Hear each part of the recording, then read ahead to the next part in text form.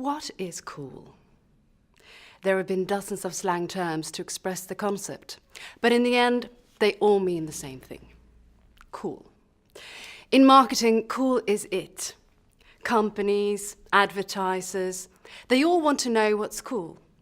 Cool is the key to success. Cool is that desired quality which gives a brand, a person, an idea the power to rise above it all and stand out from the crowd. If a company can identify what's cool, they can use it to make their product stand out from the crowd. But how do they figure out what's cool? In the past, what was cool used to be defined by the big advertisers and elite fashion designers. They came up with the styles. They promoted these fashions to the masses, and trends would trickle down to the common people. Media set the trends. But today, what's cool could come from anywhere. People don't like to be told by advertisers what's cool. They like to discover it for themselves.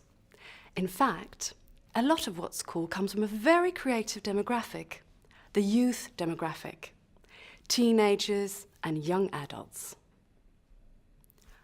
The youth demographic is a tricky one to market to.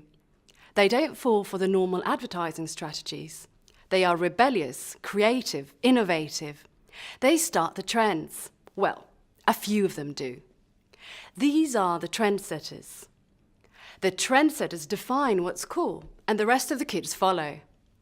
Advertisers know that if they want cool, they have to find those trendsetters. How do companies find the trendsetters?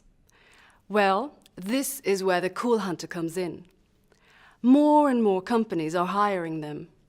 Cool hunters are experts who go out on the street to find what's cool. They hunt for the newest pioneering styles, trends, and innovations.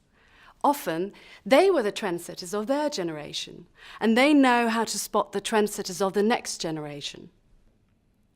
Cool hunters find what's cool, and they present this information to their clients, the big brands that are hoping to sell their products by making them seem cooler. The cool hunter brings in what's cool from the streets, and the big brands repackage this cool to sell it back to the mainstream. So instead of styles trickling down from the top, they trickle up from the streets, then get sold right back to the masses. Take, for example, Hush Puppies, the famous brand of shoe. In 1994, Hush Puppies were basically a thing of the past. Only 30,000 pairs were sold in the US in 1993. The brand was dying. Then, cool hunters noticed that teenagers in New York's East Village were going to thrift shops looking for classic vintage Hush Puppies styles.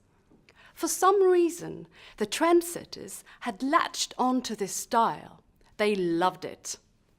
Hush Puppies were totally cool, at least with the hip trendsetters.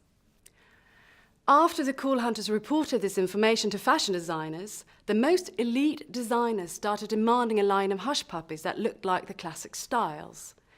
The company rushed to come out with the shoes that had suddenly become so cool. Fashion designers started having their models wear them in fashion shows, and the shoes started popping up in magazines. By 1996, Hush Puppies were selling over 1.6 million pairs in the US per year. If the cool hunters hadn't seen those teenagers in New York sporting those classic Hush Puppies, the company may never have found out that all they needed to do was release the classic designs again. Hush Puppies might have just been a brand from history, but now it's one of the most popular shoes brands in the world. You see, it pays to know what's cool.